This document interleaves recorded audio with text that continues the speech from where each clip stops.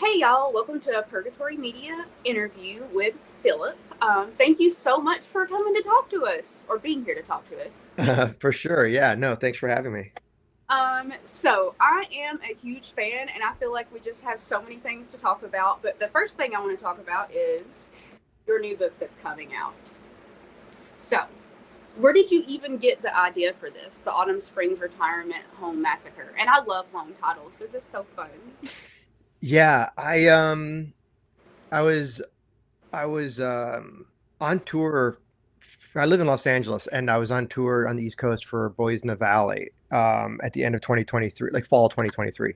And my wife and I were staying at a hotel in Virginia, and it was like on top of this kind of like hill, and it was kind of like these all these like old historical buildings, and it was just like beautiful rolling green hills surrounding it and these grounds. And so one evening we were doing a sunset stroll, and I made the comment sort of just randomly. I just kind of said, um, "This place feels more like a retirement community than a hotel."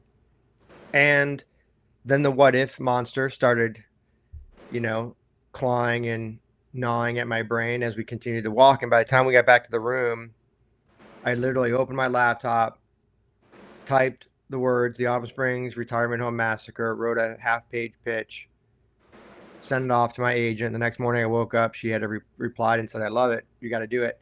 And that's it. That's how I got the idea. I think I was just kind of like thinking as we were walking. I was like, "Boy, I wonder what it would be like if there was like a serial killer in a retirement community, like as I'm imagining it, and what would that be like for the residents, and how would they respond to that, and all the things that." And then it just kind of like all these ideas came into my head, and yeah, and that was it. And I was actually meeting with my editor in New York City a few days later as I moved my way up the coast for the tour, and I pitched it to her over in a bar over drinks, and she just kind of like said, "Yeah, I got this kind of idea. It's a weird one." And I was just like, basically, it's a serial killer in a retirement home. And she was like, "I love it. Let's do it." So, yeah, so it worked out really good. Sometimes it's like nice and clean like that, and everything just kind of comes together. It's such a weird, I don't want to say genre specifically, but it's topic that I've seen popping up here lately.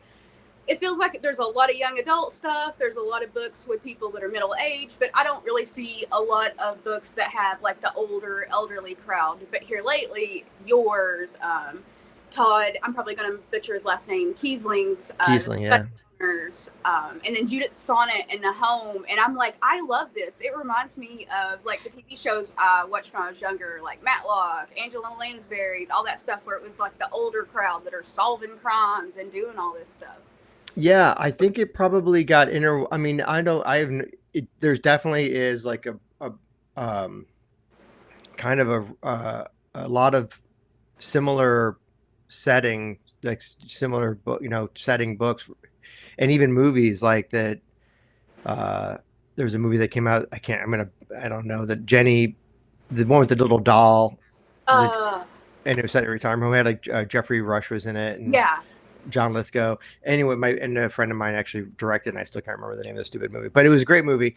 And yeah, and even that was like a retirement home horror. I think they're all very unique in their different kind of stories, but they're all setting. And yeah, and I don't know if I were to kind of if I were to try and put my finger on it, I think I would say that, like, for me, like I mentioned how it came to being, but I think also anytime, like, I think those Richard Osman books, the Thursday Murder Club books, were such big international hits. And I think and I did, and I did read the first couple, and I think there's probably is like a subconscious, it just gets interwoven into your like idea vault, and it becomes something you're thinking about more of.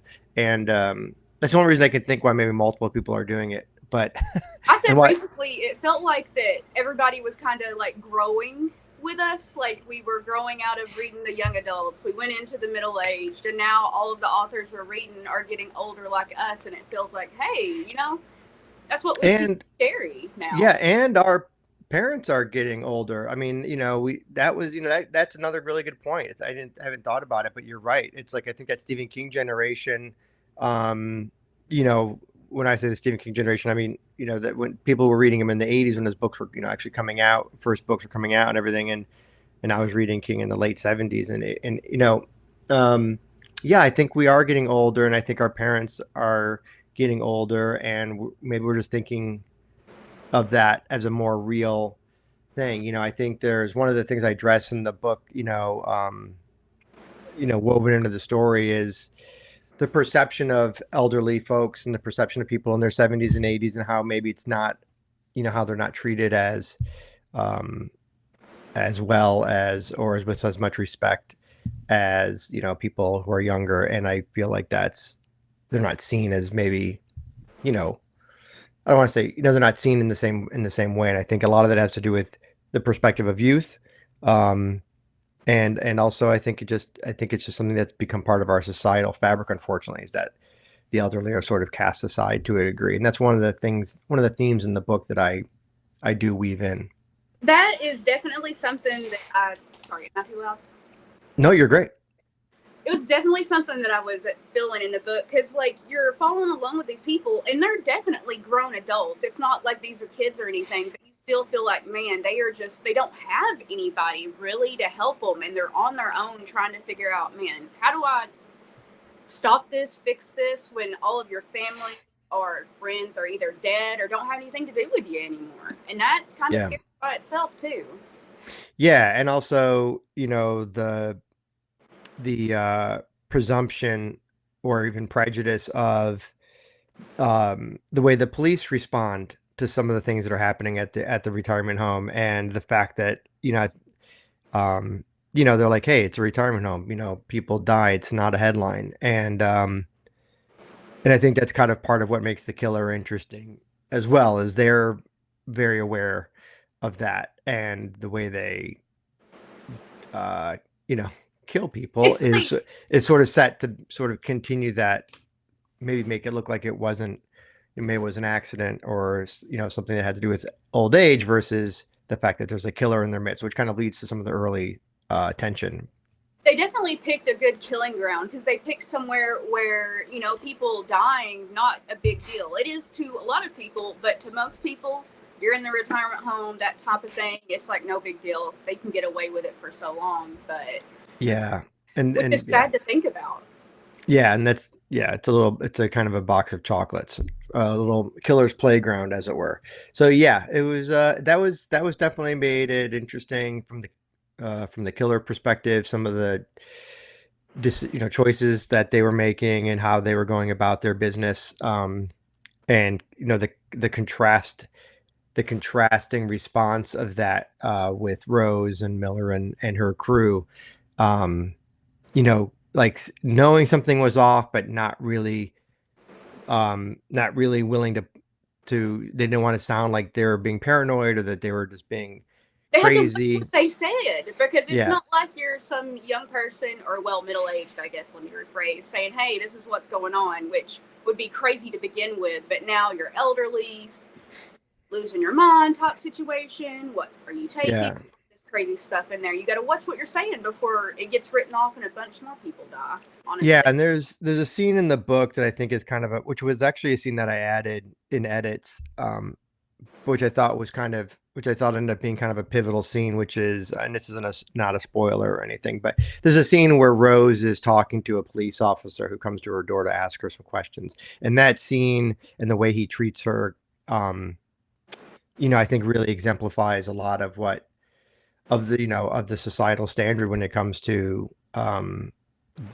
how we perceive the elderly in our community. So yeah, so that was a really interesting topic, and I tried to, I never want my books are always, number one, meant to entertain and to be scary and to be fun and to be violent and hopefully emotional. And then, but I do, and I never want to like preach or get in my soapbox with stuff. But I think with this book, I definitely tried to at least integrate some of those themes, so that give something for people to kind of chew on, maybe after they'd, while they were reading, or after they finished the book.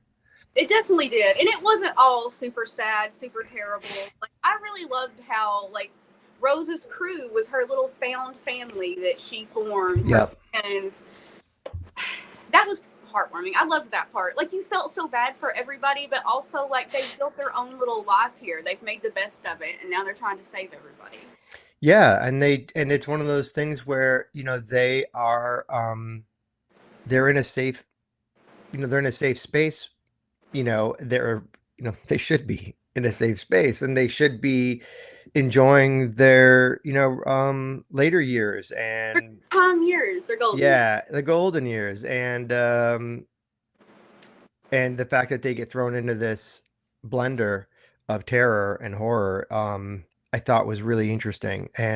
Um, and that was again one of the things. There were so many things about writing these characters, um, that made that it gave the book so much more depth than I think a traditional, if I had done a different setting, would have done, and where it was more about the kills and the horror and the scares. This was much, the characters just were so fascinating, and the way they were responding to what was happening around them was so interesting, um, and just their dreams and desires and their complicated emotional, their baggage and all that stuff, and while struggling with the idea of aging and their families and health and loneliness and mental acuity. And now there's just a lot of things going on there that made it kind of a fascinating sandbox. That's so interesting just to think about. So, question. When we already talked about how you kind of came up with this, but when you sent in your pitch, did you know how it was going to end, or were you just like, okay, this is where I'm going to start and I'll figure out the rest later? Yeah, so it's a good question because normally I'm a big outliner, and that's carry over from my screenwriting, um, uh, you know, uh, career, as it were, and so so I'm a big outliner when it comes to my novels. So I always know, even my short stories or my novellas, I always know how a story is going to end before I start writing it, and it's just a thing with me. I want to know where I'm going, and I don't want to like. Now that may change, as I write, as the story progresses. I may come up with a different ending or different scenes, but I do like to know where I'm going. And with my novels, I'm typically a pretty, strenuous outliner. Like every chapter is outlined, before I start writing, because I don't want to. When I'm writing, I don't want to think about, oh, what's going to happen next. I just want to focus on the prose and the characterization and the dialogue, and I don't want to have to, and I want to also like seed things for the reader, and I want to create red herrings and distractions, misdirections for the reader. So all that stuff, I can only do that really well if I know exactly what's going to be happening next. So all that to say that with this book I did not do that because I could not outline it. I tried for like weeks. I was like banging my head against the wall trying to write an outline for this novel, and for some weird reason, I've never run into this before. I just couldn't see. I couldn't see the whole story. I could only see bits and pieces. And it got to the point where I was just kind of in frustration. I was like, you know what? I'm just going to start writing it and we'll see what happens. Um, and it ended up working out. It was actually really interesting for me as a writer because it's the first time I'd done that. And I get why writers like to do that because most writers actually do write that way. I'm Outliners, I think, are getting fewer and far between, um, but I do get it why it was interesting because you do kind of like, aha, you have these aha moments where you're like, oh, that's cool. Like I figured out what I'm going to do next, and it's fun. But I don't write for fun. I write for a reader, so to have fun. So to me, so I had to do a little bit more rewriting on this book than I probably have on my other novels. But and to answer your question directly, the ending, I honestly had a completely different ending in mind. When I was about 2/3 of the way through the book, uh, I had like three or four different endings in my head, different ways it could go. Um, and it wasn't until I was literally writing what ended up being the final scene of the book, that I knew that was the final scene of the book. I actually had planned on writing one more chapter, um, but I wrote that scene and I was like, nope, that's it, we're done. So yeah, so it was fun. It was an interesting experience. But yeah, I'm writing another, I'm gearing up to write a new novel right now, Gothic 2, The End, and sequel to my novel Gothic, and like it's outlining just fine. So I don't know what happened. I don't know what happened with Autumn Springs, but for some reason there was a bit of a Well, block there. Yeah. I loved it. I've read a bunch of your books, and honestly, you could not have told me you did anything different wise. It still was wonderful. I Thank loved it. you. So fun question with that one, I guess, then, and no names, of course, because that would be a spoiler. But is there anybody that you ended up? Well, is there? Don't tell me names, but is there any characters that you ended up killing that you're like, oh, I really did not think that was going to happen? Uh, no.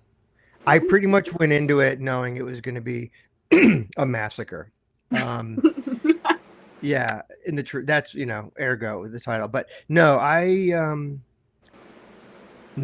I think I pretty much had an idea of who was gonna survive and who was gonna die, and and so no, I think there was some. I think I maybe tweaked how Ooh. people went, but no, for the most part, I pretty much knew what I was gonna do. There were some debates, internal debates, that I was having, whether or not to save this character or save that character, and what would that do for the story.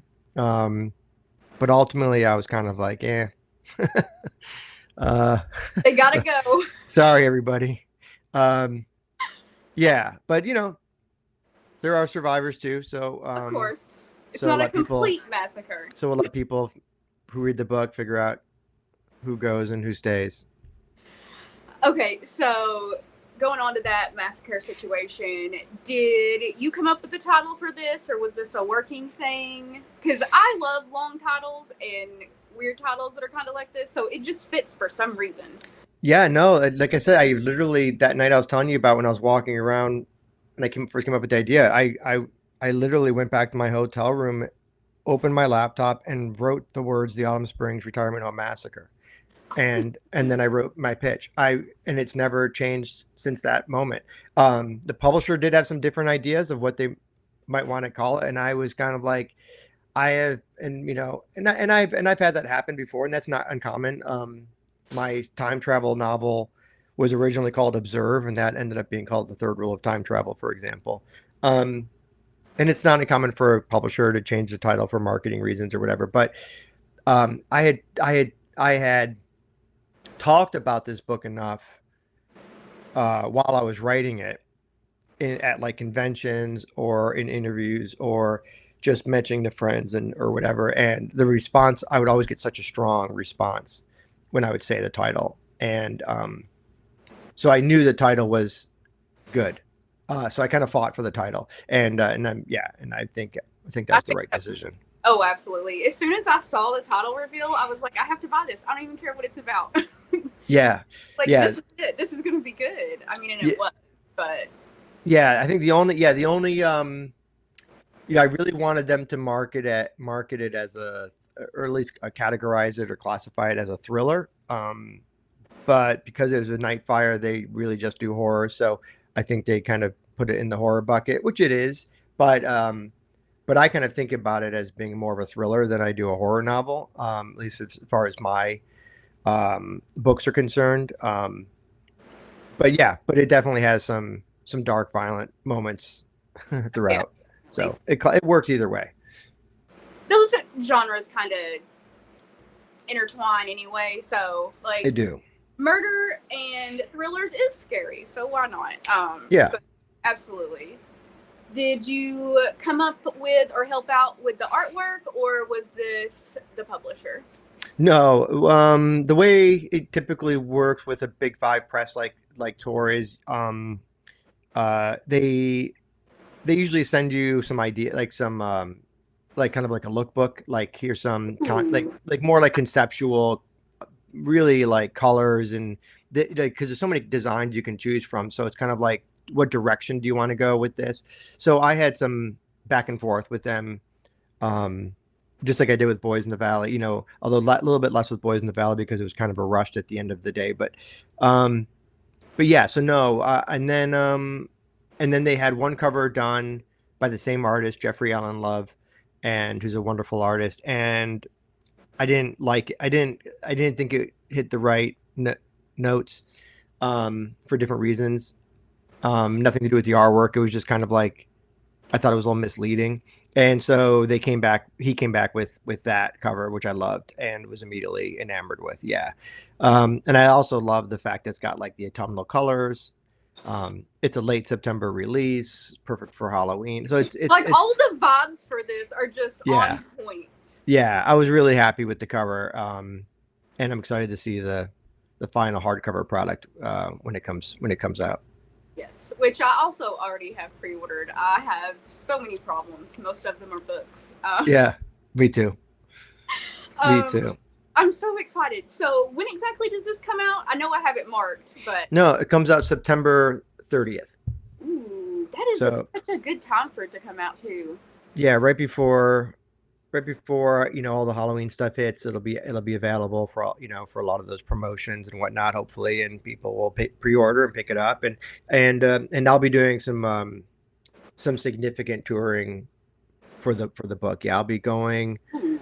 basically from mid-September to mid-November. I'll be on the road, from doing different events and like yeah, events and bookstores and conventions and things of that nature. So yeah, so I'm excited. I'm excited for the book to come out, and so far the response has been really good, which is always a nice feeling.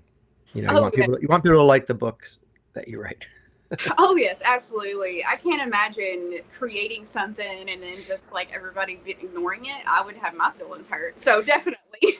Yeah, I mean, it's yeah, that's the thing with being a writer is you never really know how a book will be received, and I've been surprised both positively and negatively at a book's response. So yeah, and you hope it catches on with people. I mean, Boys in the Valley was the kind of book where it really didn't get any and this is a negative against any the publisher or anything. It's pretty common when unless you're a lead title with a publisher, you're kind of on your own for promotion and marketing and stuff. So Boys in the Valley really had a very soft kind of launch, but the word of mouth really kept it going and kept people interested, and it had long legs, as they say. So I think word of mouth really helped make that book successful. And whereas I think Autumn Springs, there seems to be a lot more early excitement for it. So which I didn't have with Boys in the Valley. So yeah, so you just there's only so much you can control, but like with Boys, I did a massive, I think over 30 stores. I did a tour, and I had to, that I did a Kickstarter, and I raised the money for it myself, and I paid for it myself, and I just I was like, I hit the road, and I think that really helped just kind of get word out and create sort of a grassroots sort of promotion for that book. So hopefully Autumn Springs does as well, and and word of mouth is good. Word of mouth is good. I literally kept seeing two of my friends or acquaintances, whatever you want to call them, John and Heather, post about your books constantly. I was like, okay, I'm just going to read one, see what it's about. And I was like, okay, now I'm obsessed. This is a problem. Oh, nice. A Child Alone with Strangers absolutely blew my freaking mind. People love that book, man. I didn't even expect to love it that much. It just blew my mind. I was like, this is insanity. And then at one point, I'm feeling bad for the technical villains. And then I'm like, nope, not anymore. Just so much. You're crazy at writing this. Yeah, Child Alone with Strangers is a book I'm probably the most proud of. It definitely had, came out back in the end of 2022. And really did zero fanfare. And to your point about people not even knowing a book comes out, that was one of those books that really had no traction whatsoever. And slowly word of mouth got out there. People were reading it and reviewing it, and ended up going to like 4 or 5 printings for the hardcover. It started picking up more steam. And then as like Boys in the Valley came out, people were going back and checking out my earlier work. So that was helpful.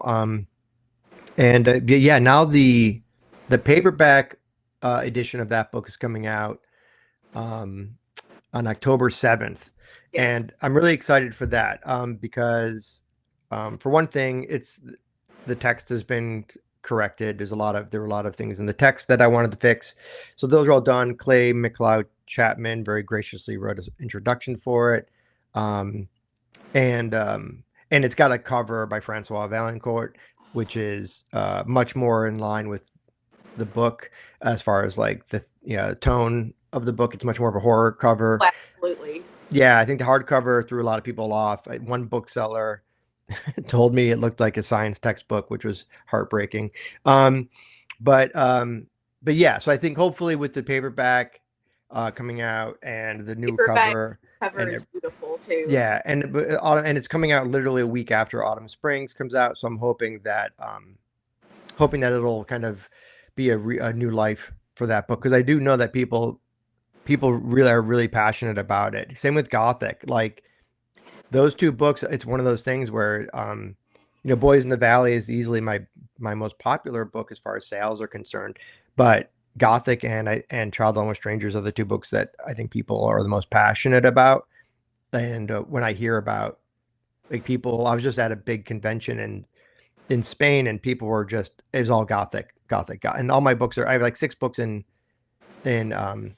Spanish, including Boys in the Valley and Third World Time Travel. But man, Gothic was the one that people were really kept bringing up for me to sign and were excited about. So yeah, it's interesting. I think, I don't know. It's just, I'm excited for Child. I'm excited to get Gothic and Child, because Gothic is being reissued in November because it's been out of print for like almost a year. So I'm really excited to get both those books back out into the world and tie it in with Autumn Springs, and hopefully in the next year, I feel like I'm kind of starting on a clean slate where all my books will be available and in bookstores and whatever. And then I have 2 books coming out next year. So so excited. Yeah, a lot to promote, a lot to get out, but feel good to have all those books available again. What type of books are coming out next year? The 2. So next year, in April, I think it's April 7th, but in April, my novel Serafina, which I can see right next to you. That's the limited edition that came out from Earthling. So the trade edition of that is coming out in April. I think people are going to be excited for that. Yeah, from Clash Books. Yeah, and that's another book where not a lot of people have read it. It's a very small sample size, but man, the reviews have been really strong. So that makes me feel good, and hopefully the trade edition does well. And then in fall of 2026, I have a new story collection coming out called Traps and Specters with Shortwave, and Matt Dinneman, who wrote the Dungeon Crawler Carl books, is doing the introduction for that.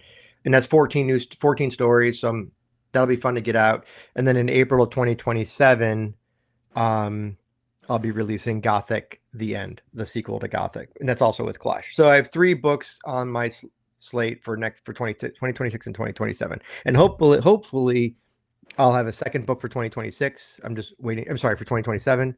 I'm just waiting to hear back from this publisher about it, and and then I'll start writing for 2028.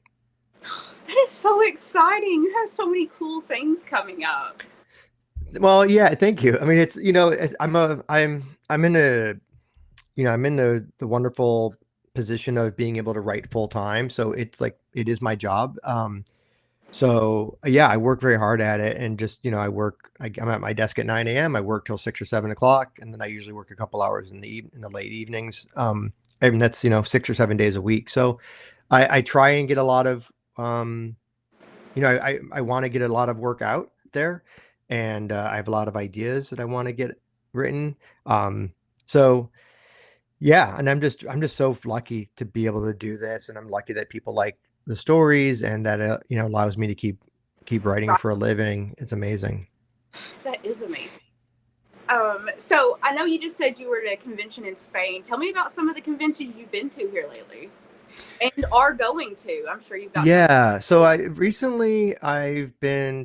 StokerCon in Connecticut. I think that's where it was. And it was on the East Coast. And us Los Angeles people were like, I don't know, it was East Coast. So that was fun, and get to see a lot of friends. And then I went to it's called Celsius 232, and it was in Avila, Spain. and it was amazing. And it was like me and Brandon Sanderson and Joe Abercrombie and Jay Kristoff and Kim Newman and Lisa Tuttle and Neil Schusterman, and it was a great group of writers. Thomas Oldehovelt, Katrina Ward. I mean, yeah, it was a lot of fun, and we got to hang out with all those guys for a week um, and meet a lot of my Spanish readers.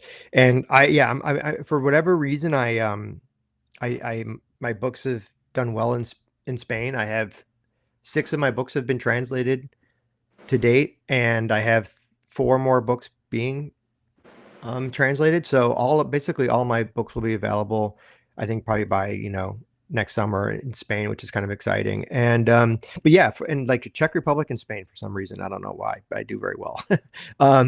So yeah, so that was really cool. And then coming up, I have a lot of events. I think I have over a dozen coming up, but I'm going to be at Salt Lake City Comic Con.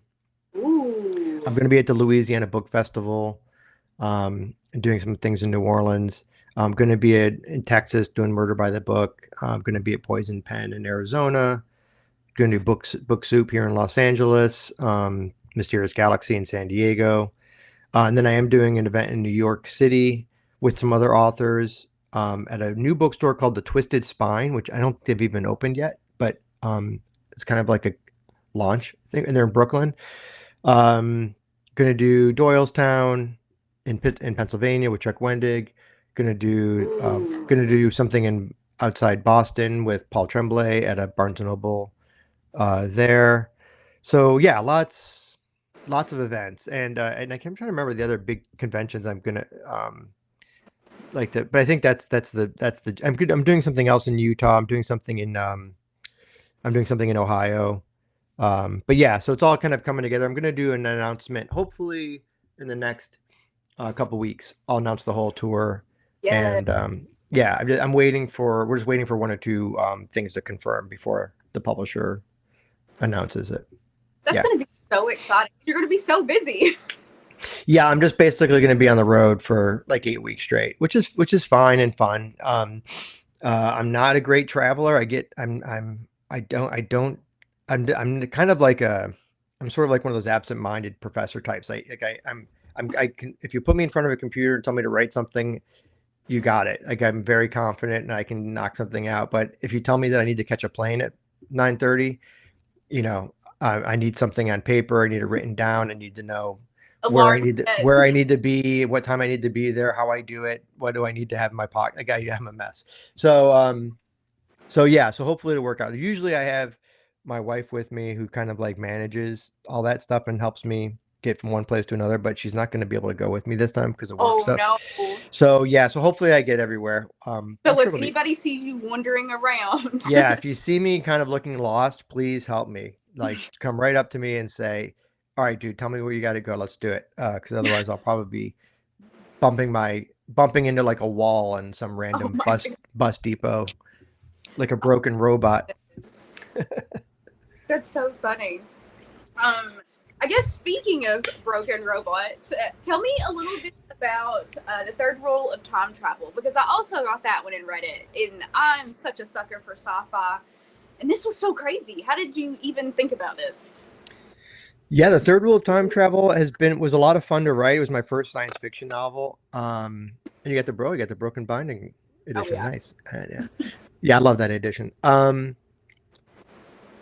So that was a situation where I read a lot of science, not a lot, but I read a lot of nonfiction, and I'm a big science junkie, and I read a lot of layman science books like Brian Greene and Michio Kaku and those guys, and Carl Sagan. And anyway, I'm just kind of into it, and it's the nerd in me. I think I was reading. I think it was.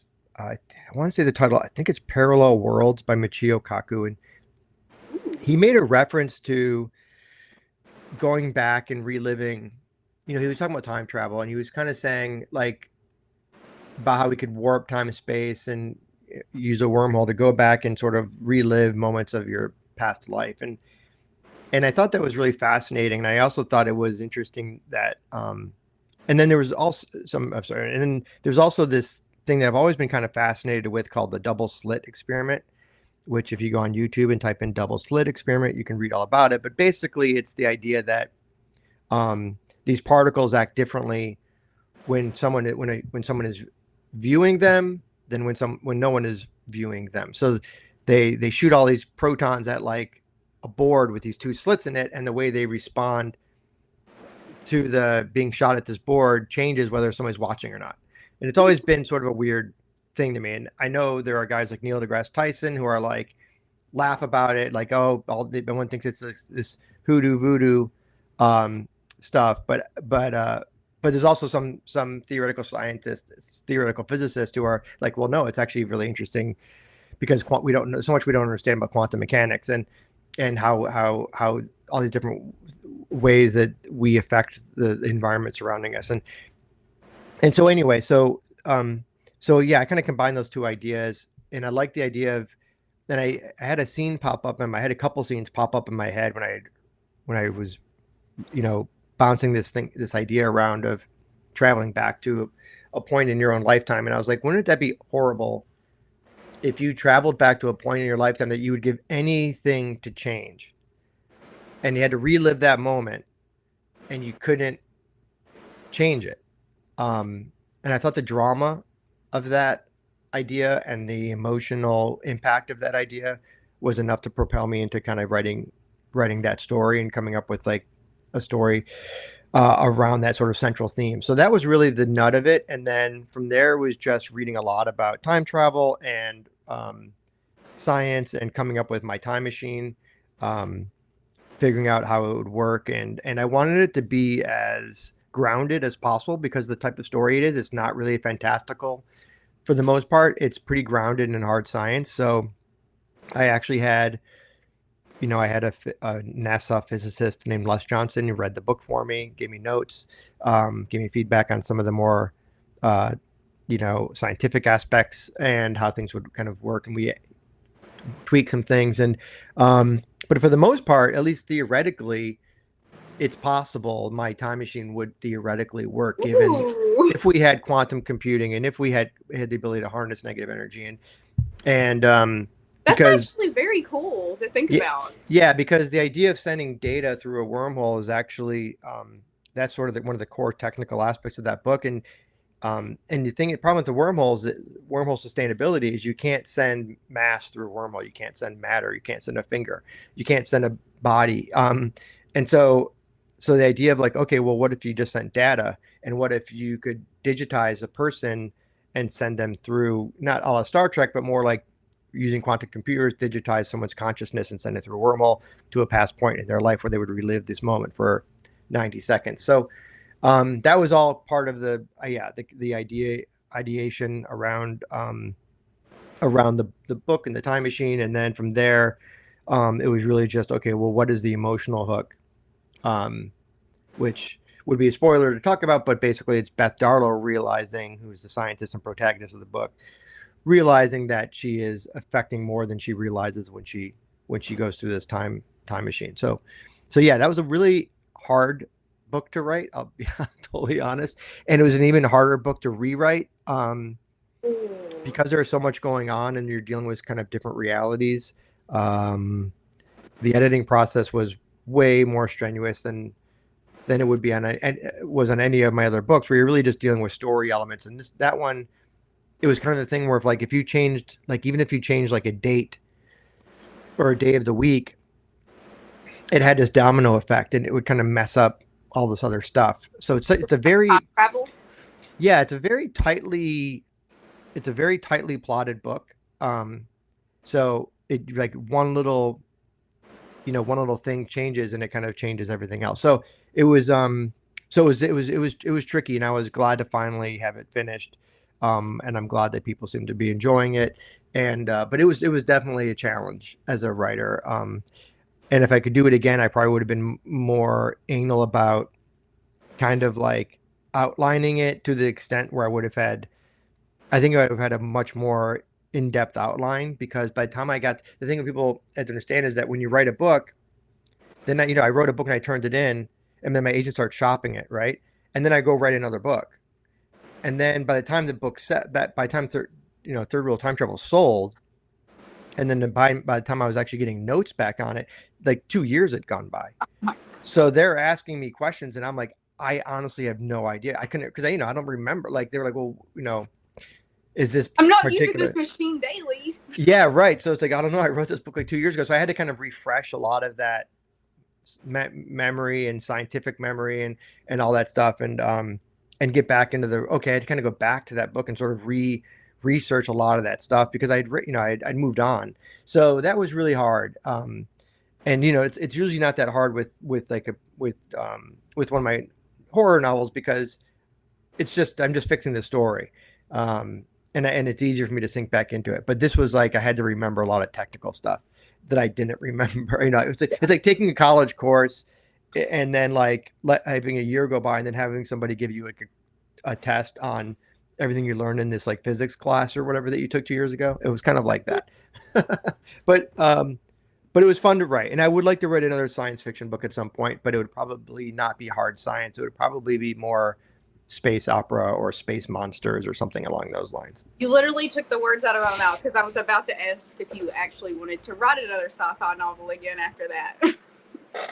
I do. I will. And I've had difficult.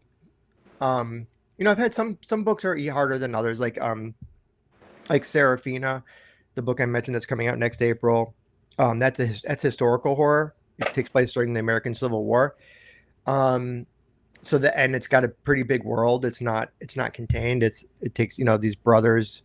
The whole point of the whole plot of the book is that these brothers are at the Battle of Shiloh in Tennessee, and they have to kind of get back home to Natchez, Mississippi, and they're basically AWOL. So they cover a lot of ground, and so there was a lot of research that went into that. So that was really extensive. They researched. There was a lot, and like every page was sort of like a book report. In a way, because I wanted to get the flora and fauna of it all right and correct, and there's a lot of things that pop up when you write historical horror, like things that you wouldn't think about. Like there's a scene where they want to cut their hair, and I'm like, were scissors invented in 1862, or like were they just straight razors? Like what did they? And I'm sure there were shears or something, but you got to make Sometimes sure. you find out the weirdest things were around in a time that you're like, you had scissors? Yeah, how did they make soap? What kind of soap would they use? So and I went through a little bit of that with Boys in the Valley, but Boys in the Valley was so contained that it wasn't as big of an issue. But it was Serafina, because Boys in the Valley takes place in 1905 and Serafina takes place in 1862. So there was a lot more as they were like, what kind of trees were in this region? What was the geography like in 1862 in Mississippi? So a lot of that kind of stuff. So I think it's really grounded. I think it gives gives readers a very textural, visceral experience, and really gets them sunken into the book. Did you read Serafina yet? Have you? Yes, I did. Oh, you did. So you know what I'm talking about. You built a literal. I don't want to say self-contained world because it's technically not self-contained, but like you built their little world with all these little pieces of information because they are traveling across this area, and instead of just reading, like looking above, but you were actually reading and you were there. And yeah, that was it. And then of course there's all the supernatural side of things. Weird parts. Yeah, the scary stuff. Yeah. But that stuff's easy. Yeah, that stuff is easy. But no, it's just such a cool thing. I love that. So I guess my next question is what do you think your inspiration to be a writer came from? Like, how did you get here, I guess?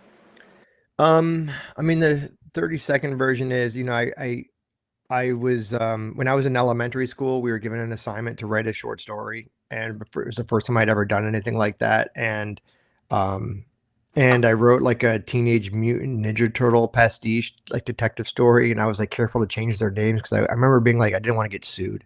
Oh, and, but, and I read it aloud in my class, and everybody laughed and everybody clapped at the end. All my other classmates and everything. So from then I was hooked. I was totally hooked. And I was always a big reader. I was, from a very young age, I was reading a lot of fantasy and science fiction. And then as I got a little bit older, when I got into junior high, I started reading Stephen King and Clive Barker and Dean Koontz. And then I started kind of like trying to write some horror. And I wrote this in seventh grade, I wrote this like novella called The Forest, which I have to find. I was looking for it the other day, but that was back when there were no hard drives, so everything was like on a floppy drive.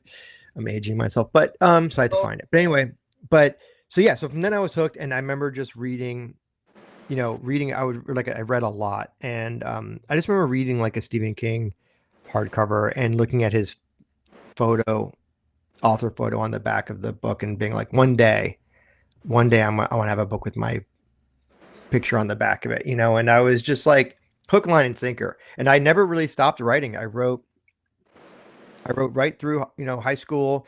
I didn't really go to college, but I wrote, and then came out to LA and started working. I was born and raised in Detroit, but came out to LA when I was 19 and started working in the film industry, and but kept writing. And I started writing screenplays and had some mild success with that. Around 2010, I had a few things produced for Lifetime and Disney, and um, but I never stopped writing fiction. And then it wasn't until 20, but none of my fiction was selling. I was writing non-genre fiction. I wrote like 3 novels. I wrote like 50 short stories, and trying to get an agent. I was trying to get published, and nothing, nothing, nothing. I was just dead in the water. So I started writing screenplays, thinking, well, maybe I'll do this.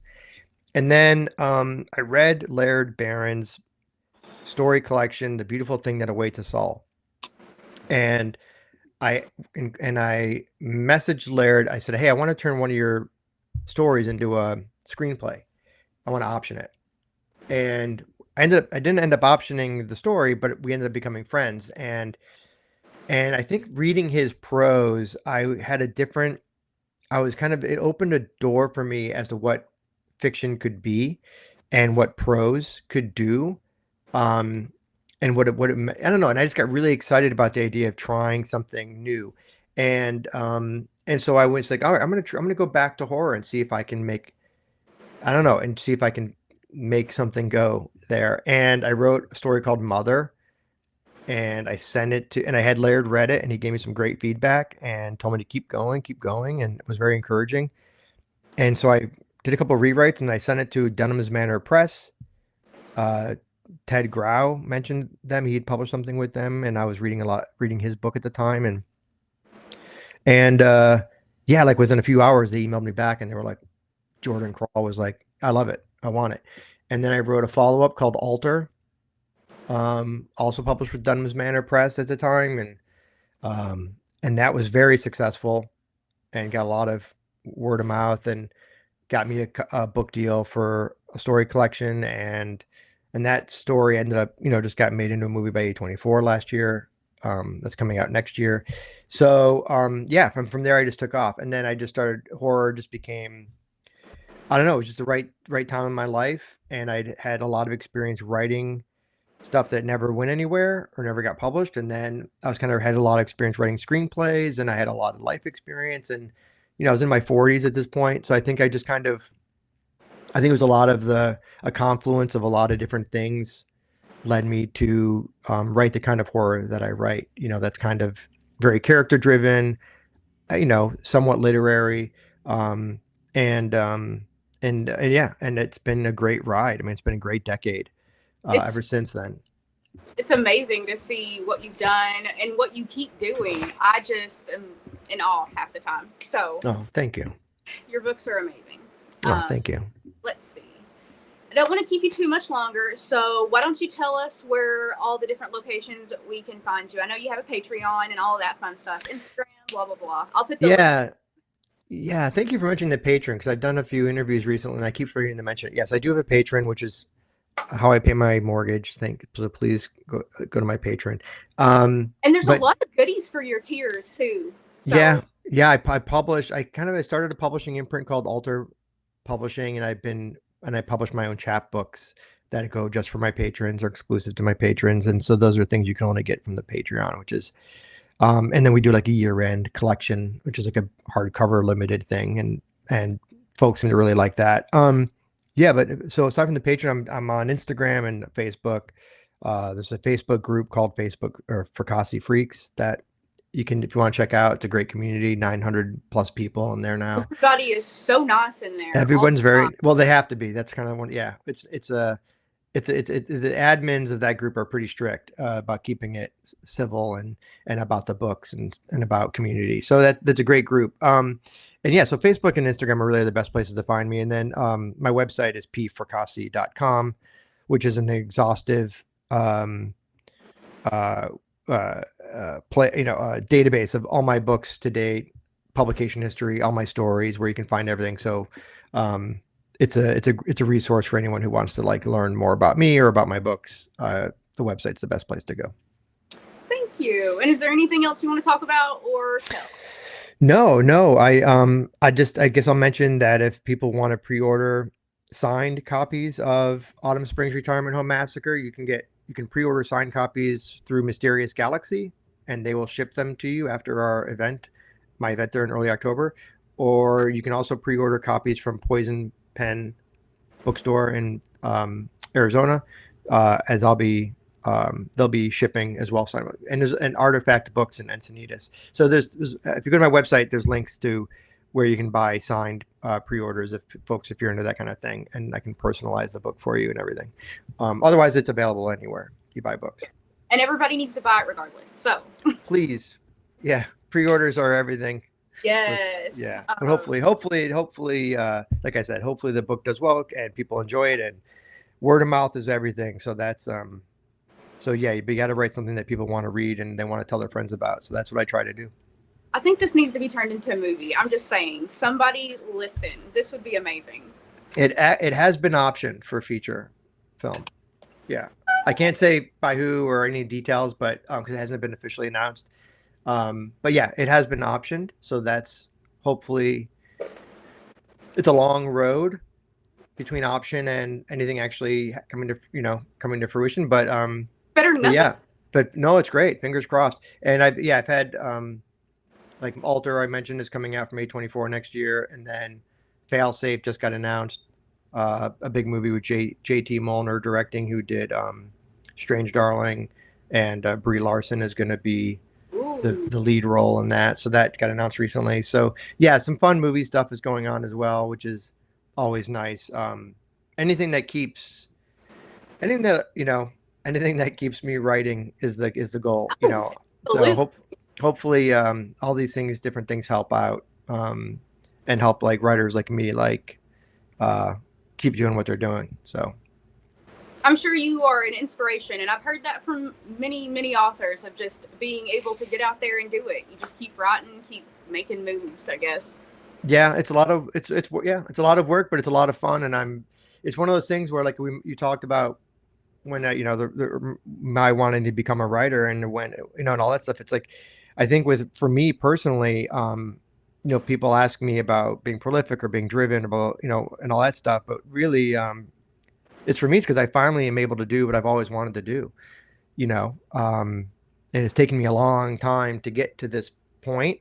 So once you get there, you want to make sure you don't take it for granted.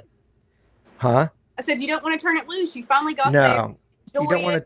Yeah, you don't want to turn it loose, and you don't want to take it for granted. So I put in the hard work because I really want to keep doing what I'm doing, and yeah, I love it so much. So that's kind of why I'm so as driven as I am, because I want to keep doing it. Well, thank you for continuing to do it and to write books, because I know I am always excited when I see a new book or a new post from you. Oh, thanks, Lexi. And thank you for coming to talk to us today. Of course.